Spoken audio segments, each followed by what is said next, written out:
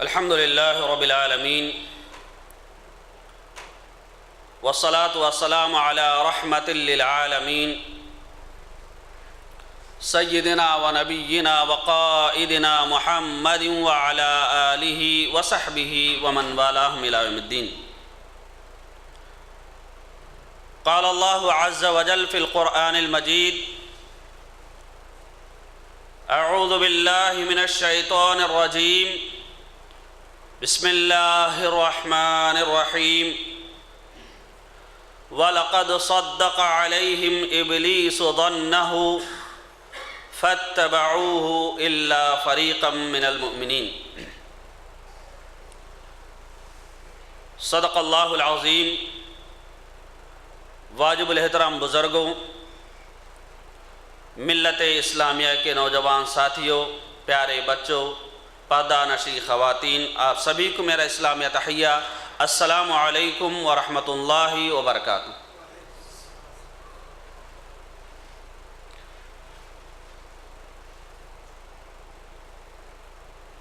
بإذن اللہ آج کا ہمارا موضوع قبر پرستی اور مورتی کی پوجا تاریخ کے آئینے میں.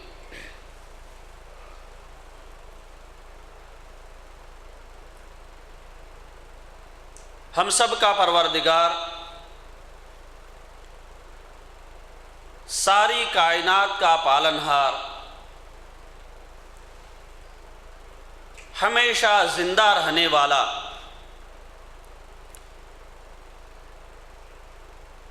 زمین و آسمان کے نظام کو چلانے والا اللہ سبحانہ و تعالی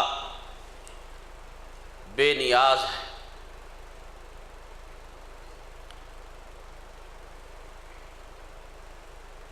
اس کی توحید کی بنیاد پر ہی ساری کائنات کا نظام چلتا ہے. اور کل قیامت کے دن ساری کائنات کو ایک پلڑے میں رکھا جائے گا اور کلمہ توحید کو دوسرے پلڑے میں. تو جس پلڑے میں کلمہ توحید ہے وہی وزنی ہوگا. اس توحید کے علم بردار ہم لوگ ہیں. آج کہ اس تاریخ میں سینہ تان کر اگر کوئی کہہ سکتا ہے کہ ہم موحد ہیں، اہل توحید ہیں، تو وہ صرف اور صرف امت محمدی صلی اللہ علیہ وسلم یعنی میں اور آپ. یقیناً نبی آخر الزمان رحمت للعالمین خاتم الانبیاء والرسل محمد صلی اللہ علیہ وسلم کی امتی کا شرف ہمیں حاصل ہونا ہماری سعادت مندی ہے. اب ہمارا فریضہ بنتا ہے جس دعوت کی خاطر اللہ سبحانہ و تعالیٰ نے 1,24,000 انبیاء کو مبعوث فرمایا اور نبی آخر الزمان میرے اور آپ کے آقا محمد صلی اللہ علیہ وسلم پر نبوت کو ختم کیا.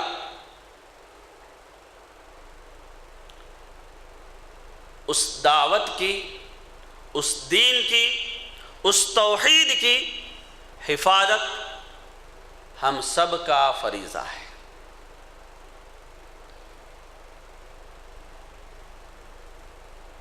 ہم موحد ہو سکتے ہیں تو صرف اور صرف توحید کی بنیاد ہی پر موحد ہو سکتے ہیں، متحد ہو سکتے ہیں، متفق ہو سکتے ہیں. اس کے علاوہ کوئی ایسی چیز دنیا میں نہیں ہے، کوئی ایسا مقصد دنیا میں نہیں ہے جو انسانوں کو ایک کر سکے اور نیک کر سکے۔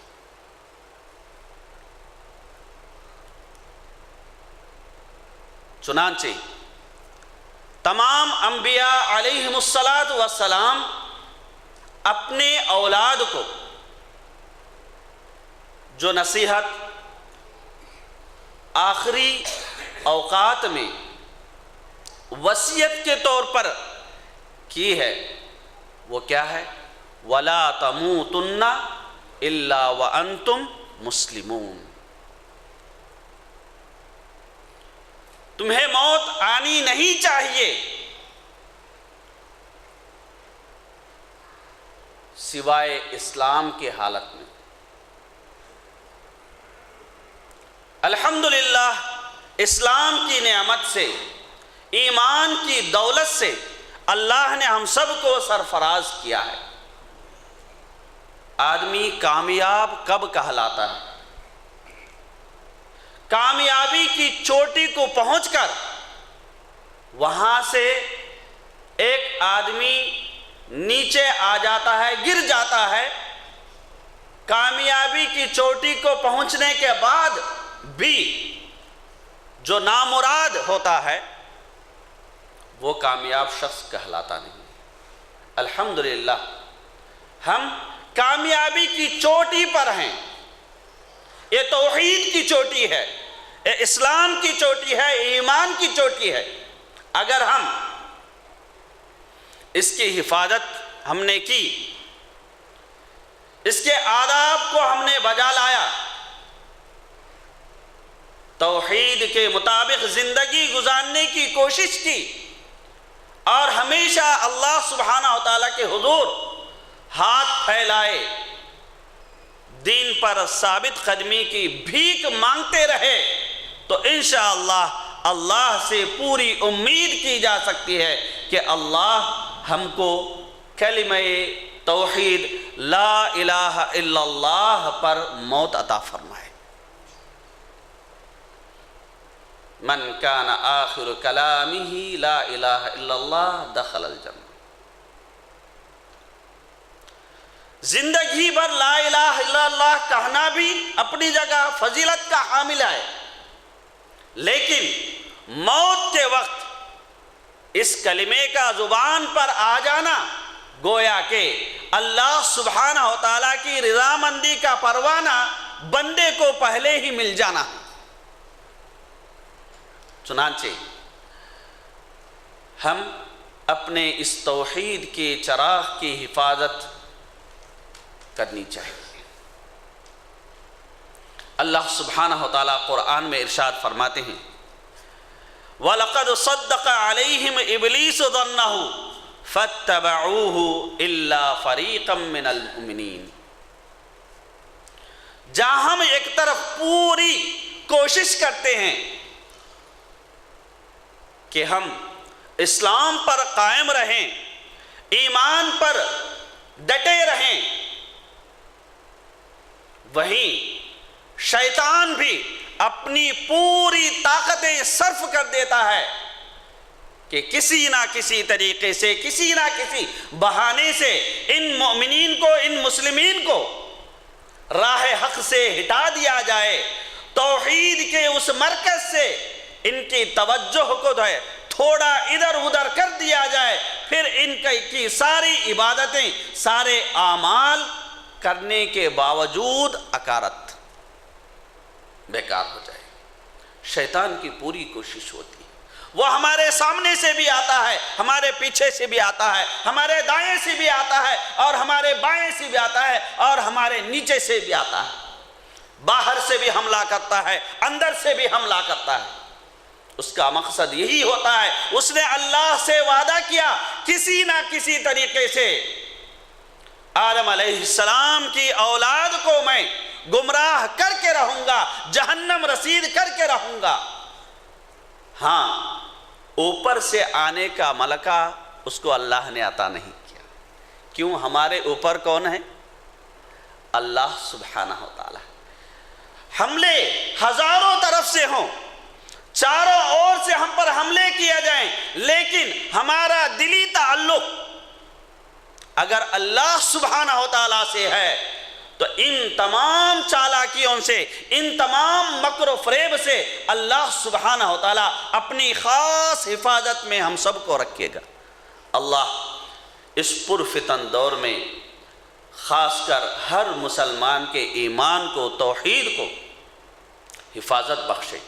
تو محترم سامعین، اللہ سبحانہ و تعالیٰ ارشاد فرماتے ہیں، اور ابلیس نے ان لوگوں کے بارے میں اپنا گمان واقعی پورا کیا، اور ابلیس نے ان لوگوں کے بارے میں اپنا گمان واقعی پورا کیا، اور سوائے مومنوں کی ایک جماعت کے سب اس کی راہ پر چل پڑے، سب اس کی راہ پر چل پڑے۔ محترم سامعین،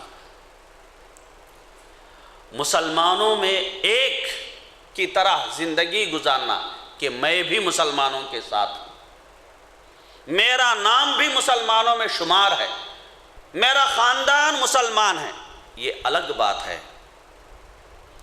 صحیح مسلمان کی حیثیت سے اپنے آپ کو ثابت کرنا، عقیدے کے معاملے میں ہو، معاملات کے معاملے میں ہو، عبادات کے معاملے میں ہو، اپنے آپ کو سچا مسلمان ثابت کرنا، یہ بالکل الگ بات ہے۔ ہم یہ چاہتے ہیں کہ اللہ سبحانہ و تعالیٰ بھی ہمیں موحد کہے، اللہ سبحانہ و تعالیٰ بھی ہمیں مسلم کہے، اللہ سبحانہ و تعالیٰ بھی ہمیں مومن کہے، لوگ نہیں، دنیا نہیں۔ تو ہمیں واقعی میں ایک مومن کی طرح، ایک مسلم کی طرح زندگی گزارنی ہوگی، اور وہی لوگ ان سارے فتنوں سے نجات پا سکتے ہیں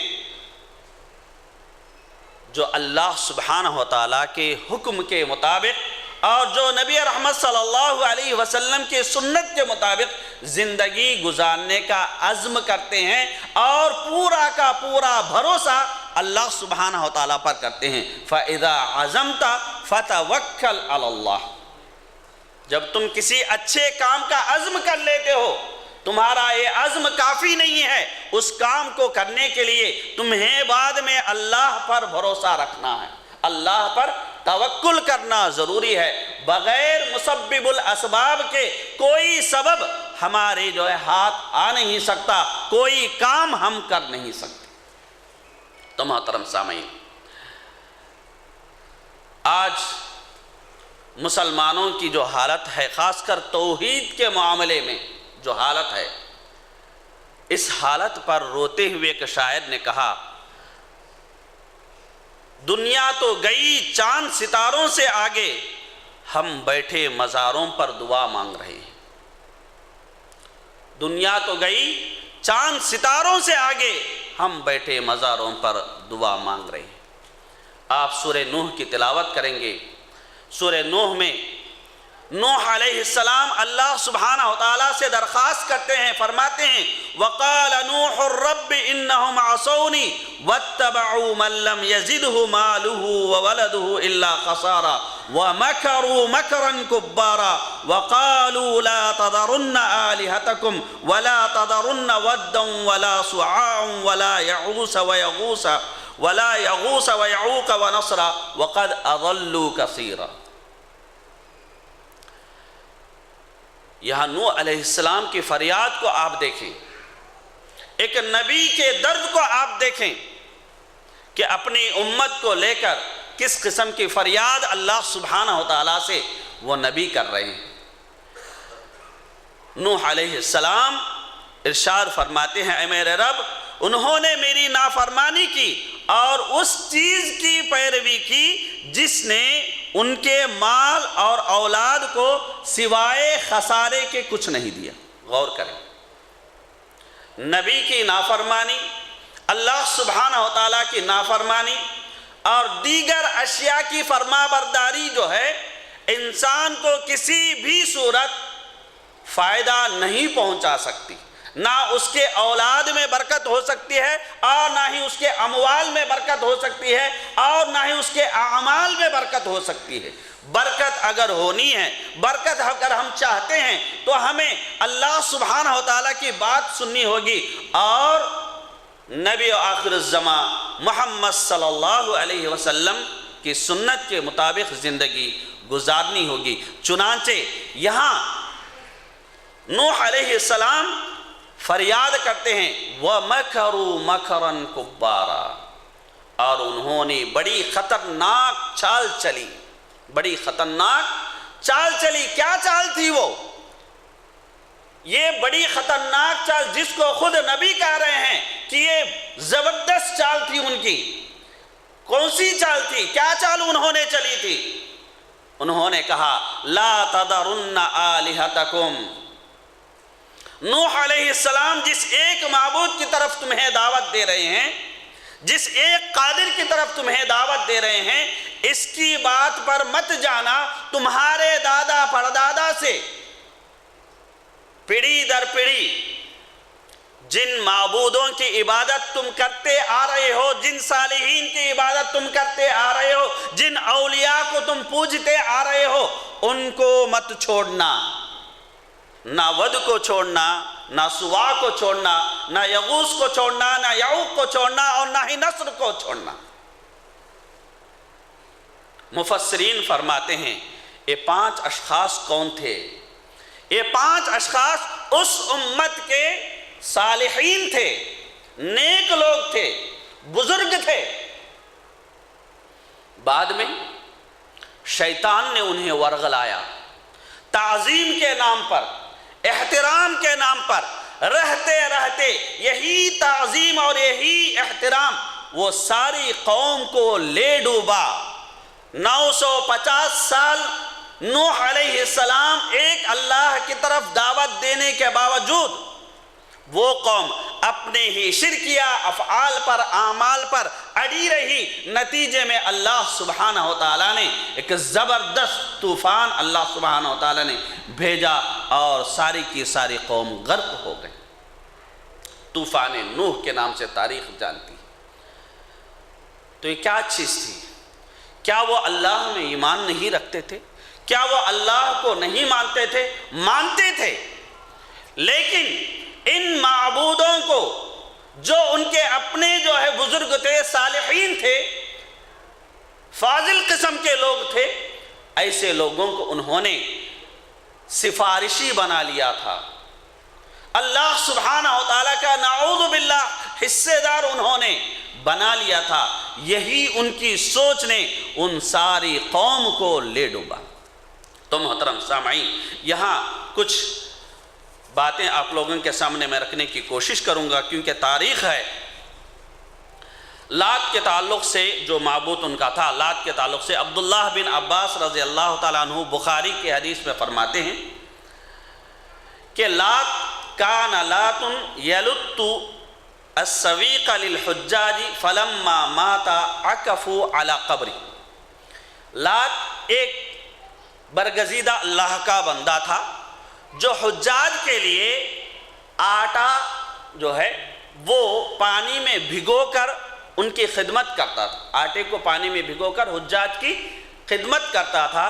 جب وہ شخص، وہ بزرگ کا انتقال ہو گیا تو لوگوں نے اس کی قبر پر اعتکاف کرنا شروع کر دیا، اس کی قبر پر اعتکاف کرنا شروع کر دیا۔ تو آج کے زمانے میں بھی جو ہے آپ کو ستو بابا نظر آتے ہیں، یہ بھی ستو ہی یہ کرتا تھا۔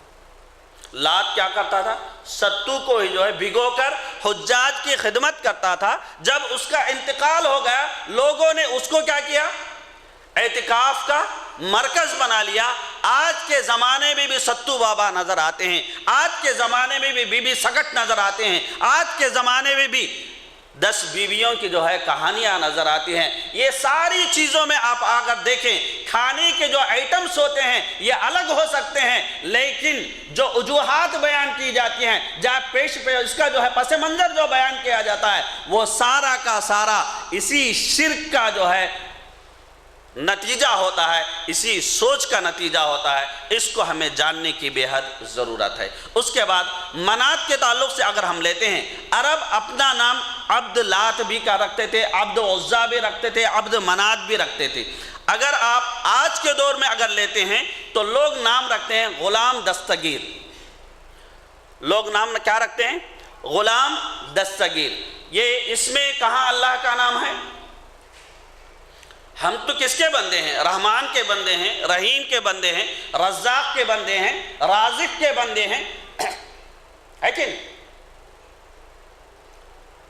اب یہ جو نام آج کے زمانے میں اس قسم کے کئی نام ہیں جو آج کے زمانے میں رکھے جاتے ہیں، انہی شرکیہ افعال اور اعمال اور سوچ کی جو ہے یہ ثمرہ ہیں، ہمیں جان لینا چاہیے۔ تو محترم سامعین، یہ منات کہنے والا یہ جو بت تھا، قدیر کہنے والے مقام پر ساحل یعنی سمندر کے ساحل پر یہ واقع تھا، اور اسی سے جڑے ہوئے حضرت ابراہیم علیہ السلام کا بھی بت تھا، حضرت اسماعیل علیہ السلام کا بھی بت تھا، اور حضرت مریم علیہ السلام کا بھی بت تھا، اور لوگ ان کو اللہ کے ہاں اپنا سفارشی مانتے تھے اس زمانے میں۔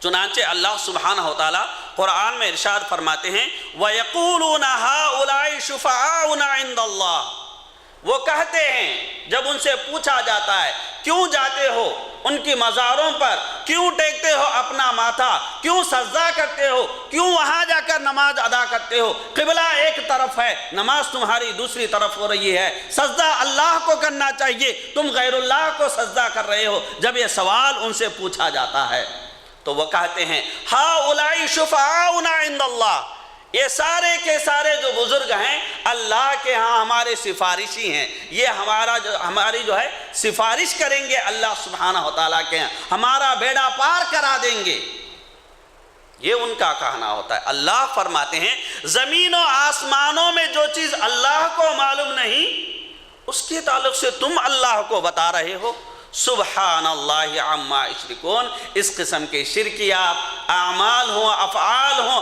افکار ہوں، ان ساری چیزوں سے اللہ سبحانہ وتعالیٰ کی ذات جو ہے بالکل پاک ہے۔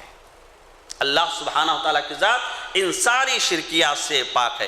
محترم سامعین، ام سلمہ ام المومنین ام سلمہ رضی اللہ عنہا ایک سفر کو جا کر آنے کے بعد نبی رحمت صلی اللہ علیہ وسلم کے دربار میں ایک کنیسہ کے تعلق سے، گرجا گھر چرچ کے تعلق سے بیان کرتے ہوئے کہتے ہیں کہ ہم نے ایک چرچ دیکھا جو بڑا خوبصورت ہے، اچھے اچھے جو ہے تصاویر اس میں بنائی گئی ہیں، ہمیں بہت اچھا لگا۔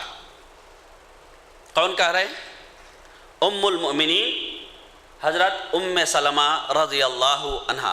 جب نبی رحمت صلی اللہ علیہ وسلم نے یہ بات سنی تو فرمایا قال اولئک قوم اذا مات فیہم العبد الصالح او الرجل الصالح بنوا علی قبرہ مسجدا وصوروا فیہ تلک الصور اولئک شرار الخلق عند اللہ۔ یہ وہ قوم ہے، یہ لوگ اس قوم سے جڑے ہوئے لوگ ہیں، یا وہ قوم ہے جب ان میں کا کوئی صالح آدمی، نیک آدمی، بزرگ خصلت آدمی انتقال فرما جاتا ہے تو اس کی قبر کو یہ مسجد بنا لیتے اور اس کی تصاویر کو اس مسجد میں جو ہے تصویر کشی کرتے۔ اس کے بعد اللہ کے رسول صلی اللہ علیہ وسلم فرماتے ہیں یہ اللہ کے نزدیک اللہ کی تمام تر مخلوقات میں، غور کریں، اللہ کی تمام تر مخلوقات میں بدترین مخلوق ہے۔ اللہ ہماری حفاظت فرمائے۔ ایک اور حدیث میں نبی رحمت صلی اللہ علیہ وسلم نے فرمایا مخلوقات میں سب سے بدترین لوگ وہ ہیں جن پر قیامت آئے گی، جن پر قیامت یعنی قیامت آئی اور وہ زندہ ہیں۔ یہ اللہ کی مخلوق میں سب سے بدترین لوگ ہیں کہ قیامت انہی پہ آئے گی۔ اللہ اللہ کہنے والا ایک آدمی بھی جب تک زندہ ہے قیامت نہیں آئے گی۔ کن لوگوں پہ قیامت آئے گی؟ سب سے بدترین لوگوں پر قیامت آئے گی۔ چنانچہ تمام مخلوقات میں بدترین لوگ وہ ہیں جن پر قیامت آئے گی. دوسرے نمبر پر کو رہے وہ ہیں جو قبروں کو جنہوں نے مسجد بنایا، قبروں کو جنہوں نے مسجد بنایا. تو محترم سامعین، حضرت عائشہ رضی اللہ عنہا ارشاد فرماتی ہیں لعن الیہود والنصارى اتخذوا قبور انبیائہم مساجد. نبی رحمت صلی اللہ علیہ وسلم نے یہود و نصارہ پر لعنت بھیجا. دیکھیں آپ کون ہیں، کس نام سے ہم جانتے ہیں؟ نبی رحمت کے نام سے ہم جانتے ہیں. اللہ نے بھی کہا وما ارسلناک الا رحمتا للعالمین. ایسی شخصیت، ان کے زبان سے لعنت برس رہی ہے.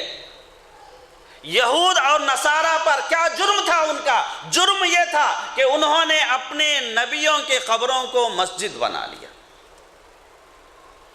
ہمیں نبی رحمت صلی اللہ علیہ وسلم کی دعا چاہیے، سفارش چاہیے، یا لعنت چاہیے، غصہ چاہیے؟ کیا چاہیے؟ چوائس ہماری ہے. اللہ فرماتے ہیں کہ جو حق ہے تمہارے رب کی طرف سے ڈنکے کی چوٹ پر تمہیں کہنا ہے، ڈنکے کی چوٹ پر تمہیں کہنا ہے. فمن شاء منکم فلیؤمن ومن شاء منکم فلیکفر. اب جو چاہے ایمان لا سکتا ہے اور جو چاہے اس کا انکار کر سکتا ہے، لیکن حق کو ڈنکے کی چوٹ پر کہنا بے حد ضروری ہے. چنانچہ محترم سامعین، تقریباً تاریخ جب ہم اٹھا کر دیکھتے ہیں، قبر پرستی جو شروع ہوئی یا مورتی کی پوجا جو شروع ہوئی، یہ تعظیم میں، احترام میں ہی شروع ہوئی. بعد میں جا کر یہ کیا ہوئی؟ شرک کی شکل یہ اختیار کی.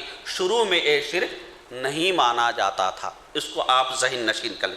حضرت عائشہ رضی اللہ تعالیٰ عنہ حدیث اور دیگر کچھ چیزوں کی طرف میں اشارہ کرتے آگے بڑھوں گا. حضرت عائشہ رضی اللہ عنہ فرماتی ہیں جب نبی رحمت صلی اللہ علیہ وسلم کا انتقال ہوا تو اس وقت خوف ہمیں لائق ہوا کہ اگر نبی رحمت صلی اللہ علیہ وسلم کی قبر کو کسی میدان میں ہم دفناتے تو لوگ ہو سکتا ہے کہ اس نبی رحمت صلی اللہ علیہ وسلم کی قبر کو مسجد بنانے.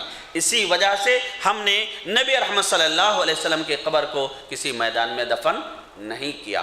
جب دفن کرنے کا معاملہ آیا تو صحابہ کے درمیان بحث ہوئی کہ نبی رحمت صلی اللہ علیہ وسلم کو کہاں دفن کرنا چاہیے. کچھ صحابہ نے کہا جہاں نبی رحمت صلی اللہ علیہ وسلم نماز پڑھتے تھے ہمیشہ وہاں ہم دفن کریں گے. ابو بکر رضی اللہ تعالیٰ عنہ کا ہرگز نہیں. اس کے بعد کچھ صحابہ نے کہا جنت البقیع میں لے جا کر ہم نبی رحمت صلی اللہ علیہ وسلم کو دفن کریں گے. تو اس وقت بھی حضرت ابو بکر رضی اللہ تعالیٰ عنہ نے کہا خوف یہاں بھی لاحق ہے کہ یہاں بھی ہم نبی رحمت صلی اللہ علیہ وسلم کو دفن نہیں کریں گے. بعد میں خود حضرت ابو بکر رضی اللہ تعالیٰ عنہ نبی رحمت صلی اللہ علیہ وسلم کا فرمان انہوں نے صحابہ کے سامنے رکھا. وہ فرمان یہ ہے ہر نبی اپنے جائے وفات پر ہی دفن کیا جاتا ہے.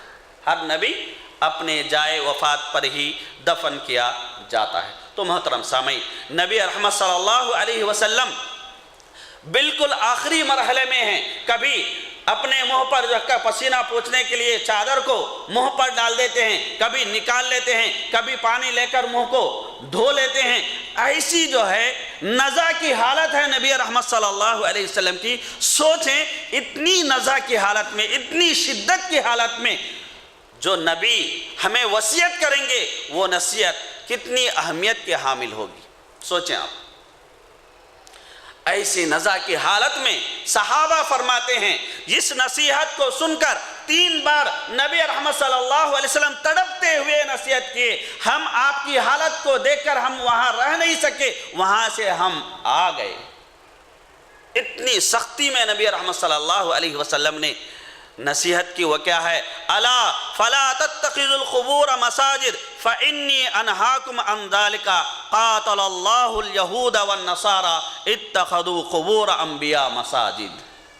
خبردار کہ تم قبروں کو مساجد مت بنانا. یقیناً میں اس چیز سے تم سب کو روکتا ہوں. ما اتاکم الرسول فخذوہ جو بھی نبی رحمت صلی اللہ علیہ وسلم تمہیں دے تمہیں اسے لے لینا ہے۔ وَمَا نَهَاكُمْ عَنْهُ فَانْتَهُوا، یہ ایمان کی چوٹی ہے۔ یہاں امتحان ہوتا ہے اصل کہ ہم نبی کی مانتے ہیں یا اپنے نفس کی مانتے ہیں۔ اگر ہم نے نبی کی مانی نفس سمیت قد افلح من زکاہا، ہم کامیاب ہو جائیں گے۔ اگر نفس کے ہم مانتے ہیں تو اس نفس سمیت اللہ ہمیں جہنم رسید کر دے گا۔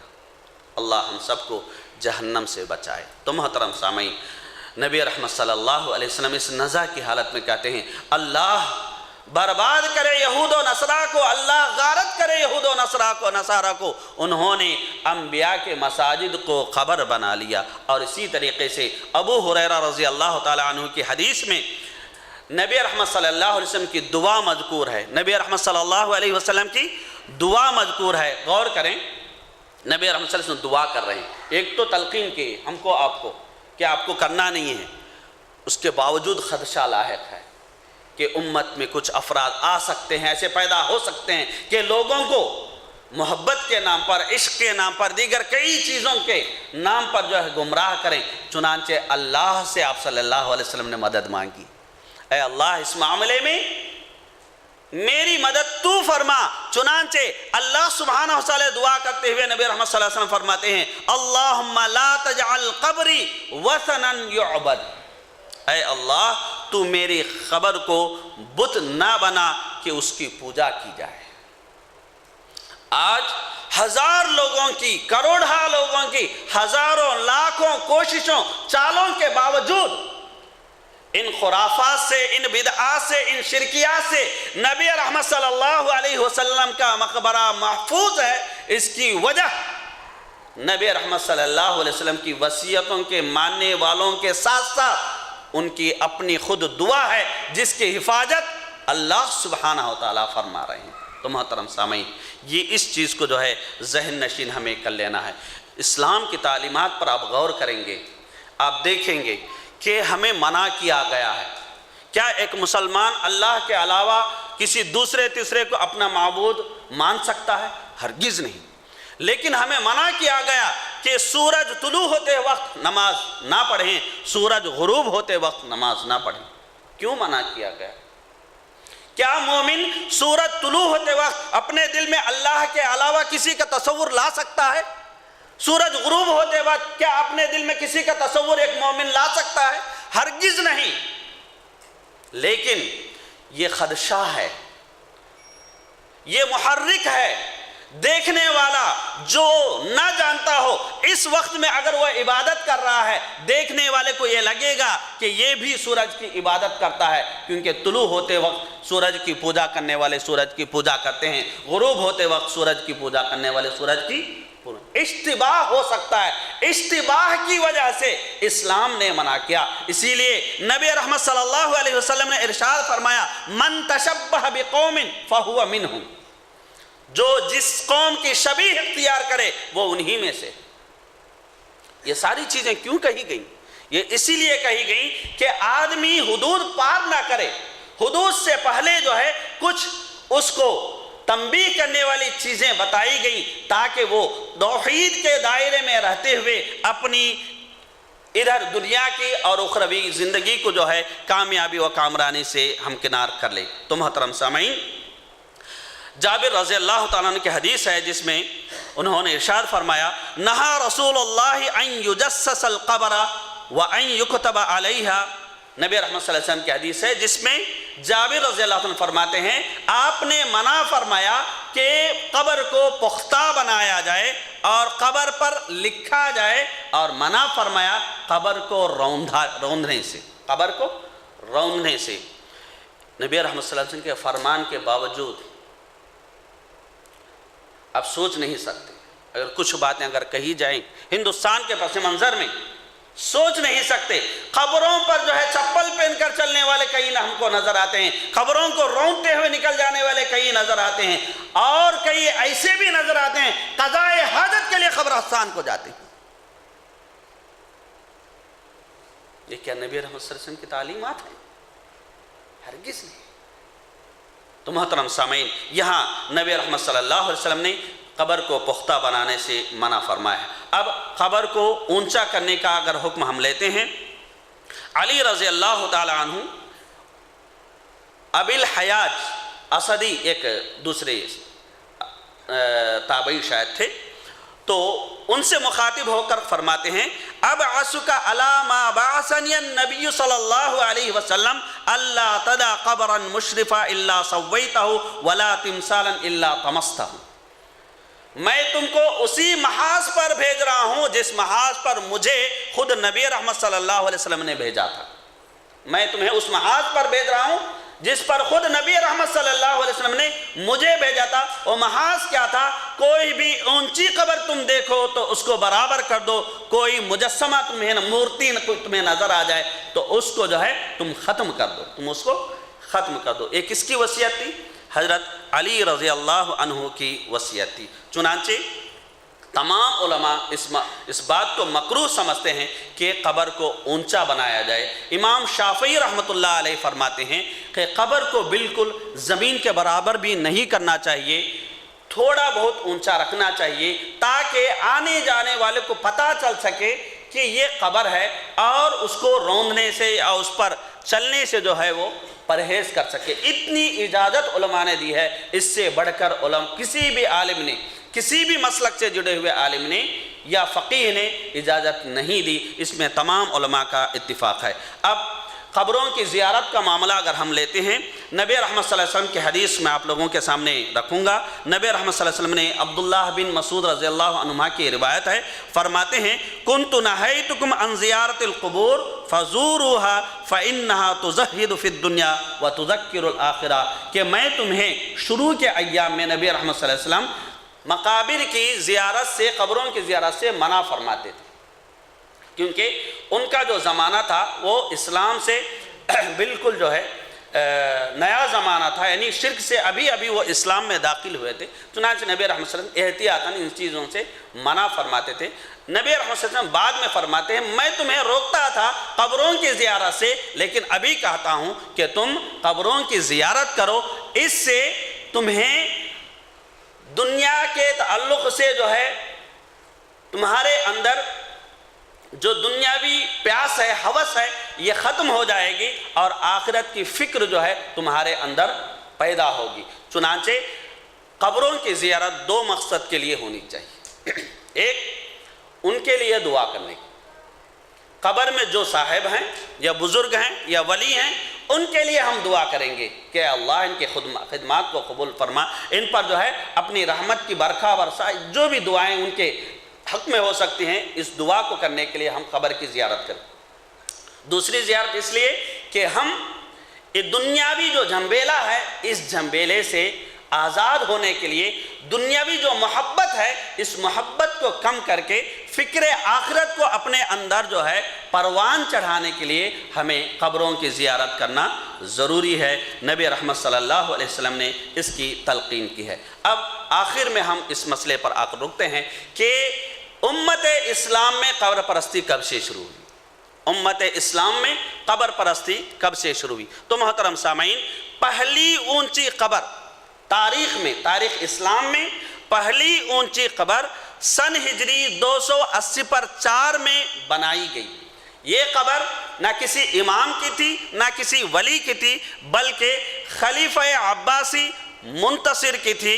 طبری رحمت اللہ علیہ فرماتے ہیں یہ قبر جو بنائی گئی تھی ان کی ماں کی درخواست پر بنائی گئی تھی، جو کہ روم کی عیسائی عورت تھی، عیسائی عورت تھی، یعنی خیر القرون قرنی ثم الذین یلونہم ثم الذین یلونہم، ٹھیک ہے۔ نبی رحمت صلی اللہ علیہ وسلم نے فرمایا سب سے بہترین قرن کون سا ہے؟ میرا ہے، اس کے بعد کا صحابہ، تابعین، تابع تابعین، تقریباً تابع تابعین کا دور ختم پر تھا، اس وقت یہ پہلی اونچی خبر بنائی گئی۔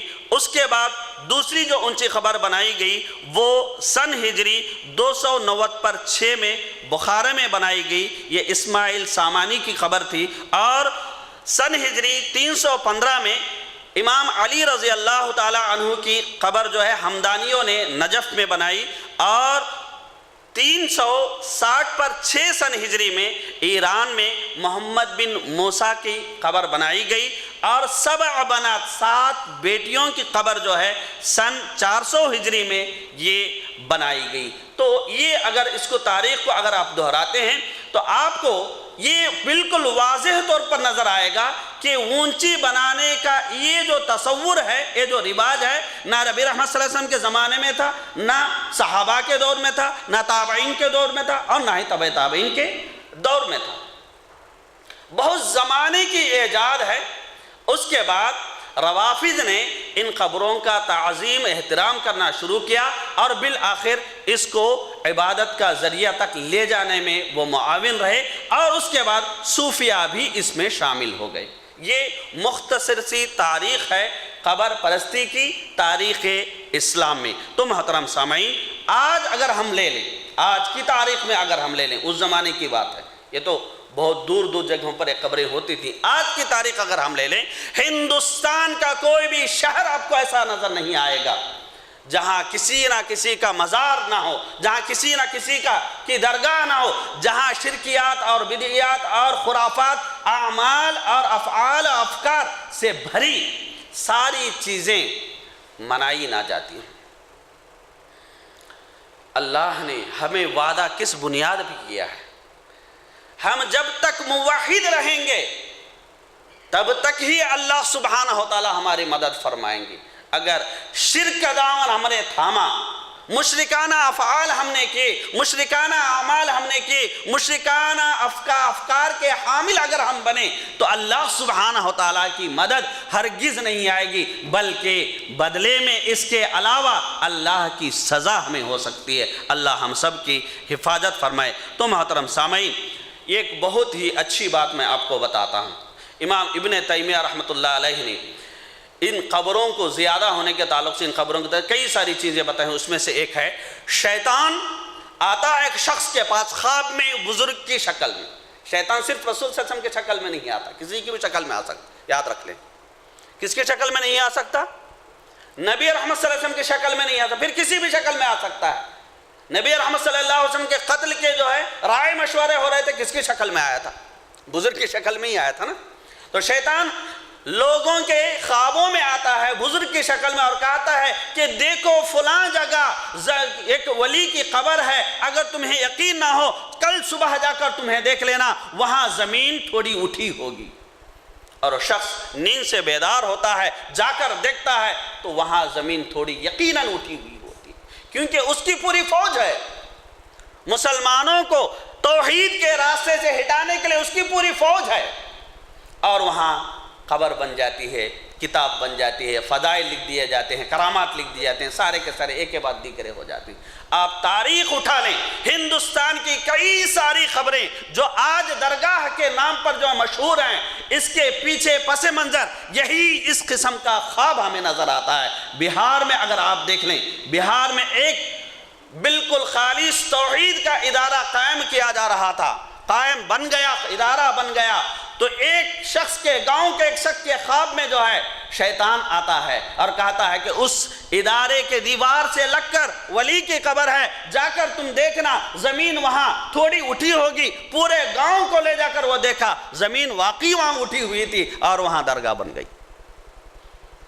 اندر درس و تدریس الحمدللہ توحید کا ہو رہا ہے، لیکن اسی کے دیوار سے لگے ہوئے جو شرکی افعال بھی وہاں کر رہے ہیں۔ یہاں کئی ساری جو ہے وجوہات ہیں، جس میں سیاسی بھی ہیں، مقامی بھی ہیں، مفادی بھی ہیں اور مالی بھی ہیں، کئی سارے مقاصد جو ہے اس سے جڑے ہوتے ہیں، اس کو بازو رکھنا ہے۔ لیکن ہر ہمیشہ ہمیں شیطان کے ان چالاکیوں سے، وہ مکروا مکرن کبارا، نوح علیہ السلام نے کہا یہ کوئی معمولی چال نہیں چل رہے ہیں، یہ بہت بڑی چال چل رہے ہیں۔ یہ ان کی چال ہمیشہ یہی ہوتی ہے کہ کسی نہ کسی طریقے سے مرکز توحید سے مسلمان کو ہٹا دیا جائے، پھر مسلمان تو نہیں رہے گا، پھر اس کی طاقت کیا رہے گی۔ تو محترم سامعین، آخری 2-3 باتیں کہہ کر میں اپنی بات کو ختم کروں گا، وہ یہ ہے کہ اس حرمت والے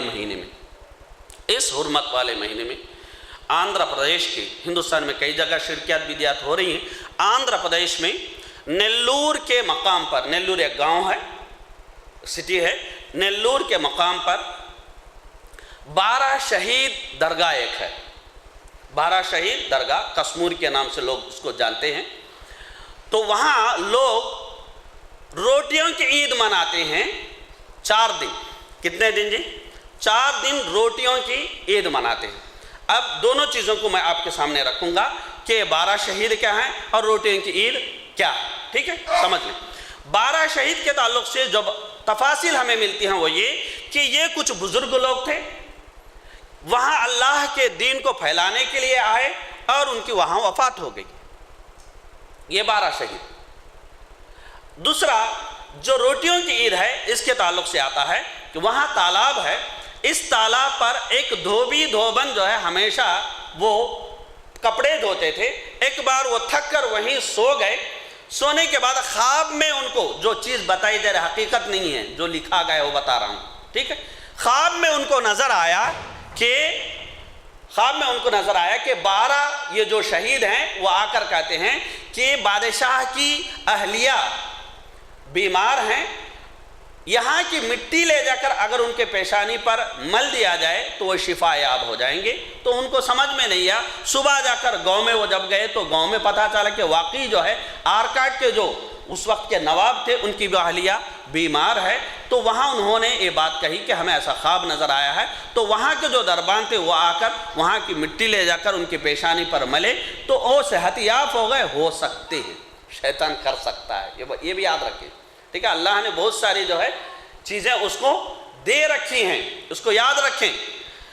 تو محترم سامعین، یہ مٹی لے جا کر جب ان کے ماتھے پر ملا گیا وہ صحت یاب ہوئی تو آرکاڈ کے نواب وہاں آئے اور وہاں نذرانہ انہوں نے چڑھایا. چڑھانے کے بعد کیونکہ وہ صحیح عقیدے کے مالک نہیں تھے، صحیح موحد قسم کے آدمی نہیں تھے، مشرکانہ افعال ان میں بھی پائے جاتے تھے، وہاں انہوں نے روٹیاں تقسیم کی. یہ سن 1930 عیسوی میں یہ پہلی بار یہ عید منائی گئی. نبی رحمت صلی اللہ علیہ وسلم کے ہجرت کرنے کے یا فوت ہونے کے تقریباً 1920 سال کے بعد ایک عید، اس کو مسلمان اپنی عید سمجھ کر منا رہے ہیں. آج اردو میں اس کا نام کہنے میں اتنا مزہ نہیں آتا، لیکن آپ تیلگو میں اگر کہیں روٹیل پنڈگا، یعنی مسلمانوں سے بڑھ کر غیر وہاں آتے ہیں، اور غیر جو آتے ہیں وہاں جو روٹیاں چھوڑی جاتی ہیں. آپ جو ہے کچھ لوگوں کو معلوم ہوگا، کچھ لوگوں کو معلوم نہیں ہوگا، لیکن جن کو معلوم نہیں ہے ان کو کہہ رہا ہوں، وہاں روٹی جو ہے نسل کی روٹی بھی چھوڑی جاتی ہے، نوکری کی روٹی بھی چھوڑی جاتی ہے، مال کی روٹی بھی چھوڑی جاتی ہے، کویت کی روٹی بھی چھوڑی جاتی ہے، آندھرا پردیش کی روٹی بھی چھوڑی جاتی ہے، تلنگانہ کی روٹی بھی چھوڑی جاتی ہے. اگر کوئی مقصد وہاں دیگر مقاصد ہیں، ان سارے ناموں پر روٹیاں چھوڑی جاتی ہیں. کون کون سی روٹی چھوڑ رہا ہے یہ لوگوں کو پتہ نہیں چلتا. کہاں کون سی روٹی چھوڑنی چاہیے یہ ان کو پتہ نہیں چلتا. تو باقاعدہ بیانر لگائے جاتے ہیں، یہاں تلنگانہ کی روٹی چھوڑنا ہے، یہاں آندھرا پردیش کی روٹی چھوڑنی ہے، یہاں نسل کی روٹی چھوڑنی ہے، نسب کی روٹی چھوڑنی ہے، یہاں نوکری کی، یہاں کویت کی. اور زیادہ تر افسوس کے ساتھ ہمیں کہنا، رسول صلی اللہ علیہ وسلم نے فرمایا دجال کے ماننے والے پیروکاروں میں زیادہ کون ہوں گے معلوم ہے؟ عورتیں. اور ان مقبروں پر بھی، ان مزاروں پر بھی، ان شرک کی فیکٹریوں پر بھی زیادہ تر کون لوگ پائے جاتے ہیں؟ عورتیں پائی جاتی ہیں، چاہے وہ مسلم عورتیں ہیں یا مشرک عورتیں. اور آپ غور کریں کیوں اس قسم میں غیر ہم سے شریک ہوتا ہے؟ وہ مشرک ہے، وہ پکا مشرک ہے. کوئی شک ہے؟ کوئی شک ہے اس کے شرک میں؟ نہیں. کیوں وہ یہاں کمپرومائز ہو کر میرے ساتھ آ کر میری عید منا رہا ہے؟ ہرگز یہ میری عید نہیں ہے. اس کے شرک کو میں اپنی عید بنا لیا ہوں، بلکہ میں اپنی عاقبت برباد کر رہا ہوں. وہ تو برباد ہی ہے، لیکن میں اپنی آخرت برباد کر رہا ہوں. تو محترم سامعین، اسی قسم کا ابا جان باوا جان جو مرغ ملا آپ لوگوں کو معلوم ہوگا جو اس علاقے کے ہیں، وہاں بھی آپ دیکھیں. ایک بات میں آپ لوگوں کے سامنے رکھوں گا، وہ یہ مسجد کی فوٹو آپ لے لیں. آپ لوگوں کے سامنے بالکل وضاحت کے ساتھ عینی مشاہدہ، مسجد کی فوٹو آپ لے لیں، ان درگاہوں کے فوٹو بھی لیں. مسجد کے اندر جا کر فوٹو لے لیں، ان درگاہوں کے اندر جا کر بھی آپ فوٹو لے لیں. کہاں پیسہ زیادہ لٹ رہا ہے، کہاں زیادہ اس کو سجایا جا رہا ہے. مسجد سے بڑھ کر اہتمام ان مزاروں کا کیا جا رہا ہے. وَأَنَّ الْمَسَاجِدَ لِلَّهِ، اللہ نے کہا تمام کی تمام مساجد اللہ کے لیے. کہیں مزاروں کا ذکر اللہ سبحانہ تعالیٰ نے کیا؟ کیوں مسلمان مسجد کو چھوڑ کر مزار کے پیچھے پڑا ہے؟ کیوں ایک در میں، اگر اس در میں سجدہ ہم نے نہیں کیا تو در در کی چوٹیں کھانا ہمارے نصیب میں اللہ لکھ دیں گے۔ ایک سجدہ جس کو ہم کیا سمجھتے ہیں؟ بھاری سمجھتے ہیں، یاد رکھیں اس ایک سجدے سے ہزاروں سجدوں سے ہمیں نجات مل سکتی ہے۔ آخر میں محترم سامعین، بالکل جلدی میں جو ہے کچھ باتیں میں بتاؤں گا، کیوں یہ شرکیہ بدعت جو ہے ہزاروں تقریریں کہنے کے باوجود، کتابیں چھاپنے کے باوجود کیوں آج بھی قائم ہے؟ کچھ وجوہات میں بیان کروں۔ سب سے پہلی وجہ ہندوستان کے پس منظر میں بتا رہا ہوں۔ ایک ہندوستان کے اوقاف، یاد رکھیں ہندوستان کے اوقاف جہاں مساجد کا اہتمام ہوتا ہے، اس سے بڑھ کر انکم چونکہ ان جگہوں سے زیادہ آتا ہے تو اوقاف یہاں پورے قسم کے پنڈال جو بھی چاہیے پورا اہتمام اوقاف کرتی ہے۔ ایک بات یاد رکھیں، یہ اوقاف وجہ ہے۔ دوسری سطح پر حکومت ہے، حکومت کو یہی چاہیے، مسلمان نہیں چاہیے۔ وہ کہتے ہیں نا کہ ہمیں عبدالکلام جیسا آدمی چاہیے، جو نام کا لگے کہ مسلمان ہے لیکن پورا کا پورا ہم جیسا رہے۔ حکومت چاہتی ہے کہ مسلمان شرک پر قائم رہیں، تو جہاں بھی اس قسم کے افعال، اعمال اور افکار ہوتے ہیں یا پنپتے ہیں وہاں اس کو بڑھنے کی پوری جو ہے کوشش کی جاتی ہے۔ تو جہاں چنانچہ آپ دیکھیں گے، آپ نے کبھی سنا کہ مکہ شریف کو امیتابھ بچن گیا؟ کیا آپ نے سنا مسجد کو کوئی ہیروئن آئی؟ لیکن آپ دیکھیں کہ کہاں یہ ہیروئنز جا رہی ہیں، ہیروز جا رہے ہیں، یہ سیاسی لوگ جا رہے ہیں۔ غور کریں، کیا یہ ہو سکتا ہے کہ ایسے لوگوں کو واقعی اگر وہ صالحین ہیں، واقعی اگر وہ بزرگ ہیں، ان ایسے لوگوں کو ان کی خبروں پر جو ہے حاضری کی اجازت ہو سکتی ہے؟ یہ ساری چیزیں ہمیں سوچنے کی۔ اور تیسری جو چیز ہے، جو مشرک ہیں وہ خود اس کے سپورٹ میں ہوتے ہیں۔ وہاں کا جو ہے سیاسی جو لیڈر ہے وہ خود میدان میں کود گیا ہے اور پورے طریقے سے جو ہے یہاں بھی جا رہا ہے، وہاں بھی جا رہا ہے، ہنگامہ مچائے ہوئے لوگوں کو سیاسی وہاں سپورٹ ملتا ہے، تو یہ لیڈرز ہیں۔ اور چوتھی جو آخری چیز ہے وہ ہے جاہل مسلمان، جن کو خود اپنا دین بیچاروں کو معلوم نہیں ہے، وہ بیچارے اس میں جو ہے پھنستے جا رہے ہیں۔ تو محترم سامعین، لمحہ فکر ہے ہم سب کے لیے۔ ہم پڑھتے ہیں سورۃ الفاتحہ میں ایاک نعبد و ایاک نستعین، ہم تیری ہی عبادت کریں گے، مدد کے لیے تجھی سے ہم رجوع ہوں گے۔ ٹھیک ہے، کیا کبھی ہم نے کہا ایاک نعبد کی جگہ کسی کا نام ہم نے لیا؟ ایاک نستعین کی جگہ کسی کا نام ہم نے لیا؟ لینے کی جسارت کوئی کر سکتا ہے؟ جب نماز میں نہیں کر سکتا تو باہر کیسے کر سکتا ہے؟ جب نماز میں تم یہ جسارت نہیں کر سکتے، باہر کیسے یہ جسارت ہو رہی ہے؟ کیا نماز کا وہ اثر ہمارے دلوں پر نہیں ہو رہا ہے؟ اور اسی طریقے سے قل اعوذ برب الفلق، قل اعوذ برب الناس، دونوں صورتیں لیں، کس کی پناہ میں جا رہے ہیں ہم؟ کس کی پناہ میں؟ قل اعوذ برب الفلق، برب الناس، الہ الناس، ملک الناس، جو لوگوں کا رب ہے، جو لوگوں کا معبود ہے، جو لوگوں کا مالک ہے، جو اللہ ہے، اس کی پناہ میں ہم جاتے ہیں۔ ہر برائی سے اس کی پناہ ہم طلب کرتے ہیں۔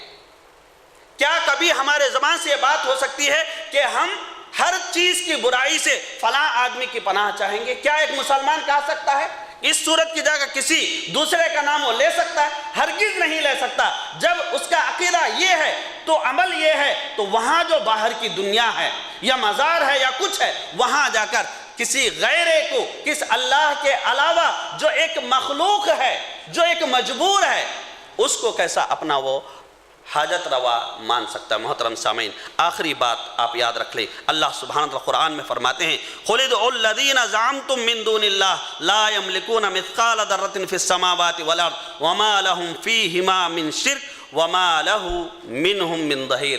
یہاں اللہ سبحانہ وتعالی فرماتے ہیں کہہ دیجئے کہ اللہ کے سوا جن کو تمہیں گمان ہے سب کو پکار لو، جن کو تمہیں گمان ہے سب کو پکار لو، ان میں سے کسی کو آسمانوں میں اور زمینوں میں ایک ذرے کا بھی اختیار نہیں ہے، نہ ان کا کوئی حصہ ہے، نہ ان میں سے کوئی اللہ کا مددگار ہے۔ آخری بات آپ لوگوں کے سامنے رکھوں گا، اللہ رزاق ہے۔ اللہ کون ہے جی؟ رزاق ہے، اور پوری مخلوق اکال ہے۔ پوری مخلوق کیا ہے؟ اکال ہے، یہ کھانے والے ہیں، یہ رزق کھانے والے ہیں۔ رزق دینے والا کون ہے؟ اللہ ہے۔ ہمارا رزق کہاں ہے؟ وَفِي السَّمَاءِ رِزْقُكُمْ، ہمارا رزق کہاں ہے؟ آسمانوں میں ہے۔ اور اللہ کہاں ہے؟ اوپر ہیں۔ اللہ کہاں ہے؟ اوپر ہیں۔ نیچے جتنی بھی چیزیں ہیں ساری کی ساری مخلوق ہے، یہ ہمارا کچھ بگاڑ نہیں سکتی، کچھ ہمارا نفع اور نقصان کر نہیں سکتی۔ ہمارا نقصان اور نفع کا مالک صرف اور صرف اللہ ہے۔ چنانچہ ہم سب کو چاہیے کہ ہم اسی کے دربار میں اپنا ماتھا ٹیکنے کی کوشش کریں اور اسی کے کلمہ توحید پر جان دینے، جان کو قربان کرنے کی کوشش ہم کریں۔ اللہ سبحانہ و تعالی ہم کو اور سب کو جو ہے کہنے اور سننے سے بڑھ کر عمل کی توفیق نصیب فرمائے۔ آمین وآخر دعوانا الحمدللہ رب العالمین۔ جو کچھ میں نے کہا ہے اس میں حق ہے تو وہ اللہ کی طرف سے ہے، اگر کچھ غلط ہے یقیناً میرے اپنے نفس اور شیطان کی طرف سے ہے۔ اللہ سبحانہ وتعالی میری خطاؤں کو معاف فرمائے، اور جو کچھ صحیح بات سنی گئی ہے اس کو تمام لوگوں میں دلوں میں بٹھائے اللہ سبحانہ وتعالی۔ آمین وآخر دعوانا الحمدللہ رب العالمین۔